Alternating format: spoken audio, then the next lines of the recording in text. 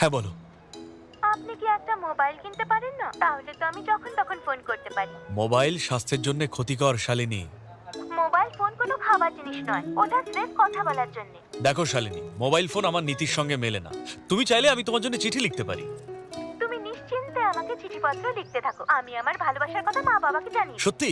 এটা শুনে তো তোমার মা খুব খুশি হয়ে থাকবেন। খুশি হয়েছে শুনে, আমার ওপর খুব চেঁচামেচি করেছে। হ্যাঁ? সে কি, উনি কি জানেন না আমি সরকারি চাকরি করি, আমার কোনো খারাপ নেশা নেই, আমি ইকো ফ্রেন্ডলি জীবনযাপন করি, শুধু অর্গানিক খাবার খাই? এই কথাই তো সবাই বলে যে তুমি একটু পাগল আছো। পাগল? হ্যাঁ, কে বলেছে তোমাকে? সবাই বলে এটা, হ্যাঁ? কিন্তু আমার এই পাগলটাকেই পছন্দ। আর কি কি পছন্দ তোমার? এটা কেমন প্রশ্ন হলো? হ্যাঁ। আমাদের ব্যাপারে শুনে আমার মা অস্থির হয়ে পড়েছে। মা বলেছে আমার কাকার চেনাশোনা কেউ আমাকে দেখতে আসছে। তো ওরা এসে তোমাকে দেখে যাক না।